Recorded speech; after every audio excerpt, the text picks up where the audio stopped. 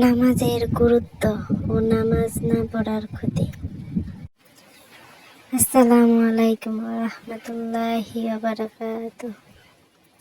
প্রিয় মুসলিম ভাই ও বোনেরা, আজ আমরা এমন একটি গুরুত্বপূর্ণ বিষয় নিয়ে আলোচনা করব, যা একজন মুমিনের জীবনে সবচেয়ে গুরুত্বপূর্ণ আমলগুলোর একটি,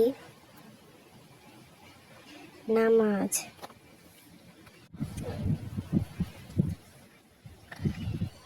নামাজ শুধু একটি ইবাদত নয়, নামাজ হলো আল্লাহর সঙ্গে বান্দার সম্পর্কের অন্যতম প্রধান মাধ্যম। একজন মুসলমানের জীবনে প্রতিদিন 5 ওয়াক্ত নামাজ ফরজ করা হয়েছে। আল্লাহ তাআলার পবিত্র কোরআনে বলেন, নিশ্চয় নামাজ অশ্লীল ও মন্দ কাজ থেকে বিরত রাখে। সূরা আল-আনকাবুত 45। তাই আমাদের উচিত বাস্তবতা, কাজ কিংবা অন্য কোনো কারণে নামাজকে অবহেলা না করা।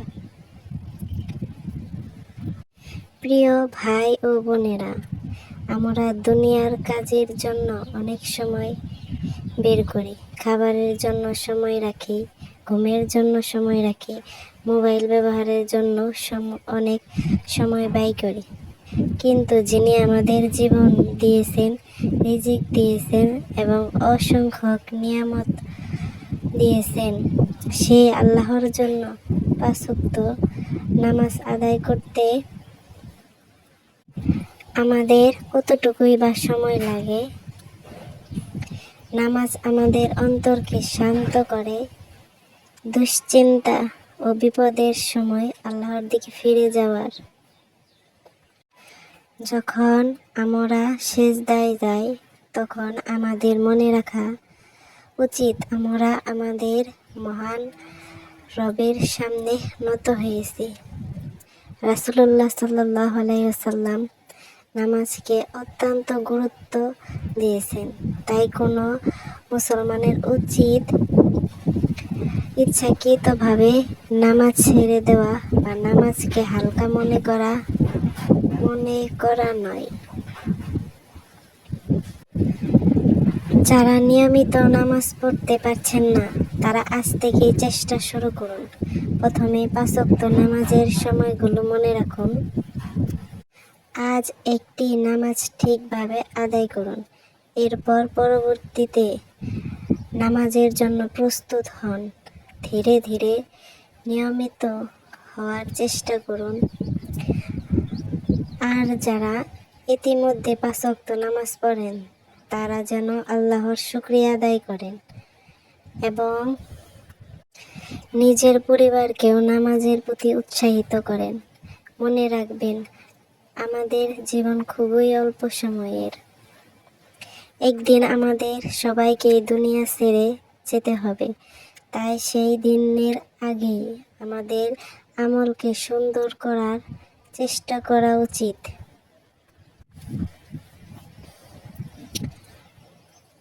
আসুন আজ আমরা একটি নিয়ত করি, কোনো অবস্থাতেই নামাজকে অবহেলা করব না।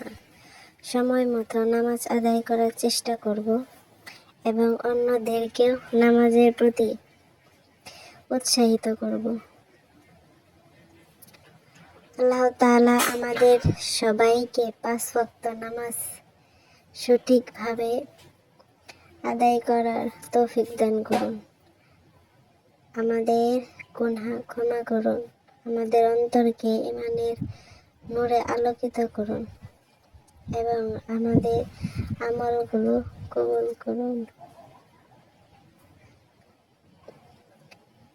আমিন ইয়া রাব্বাল আলামিন।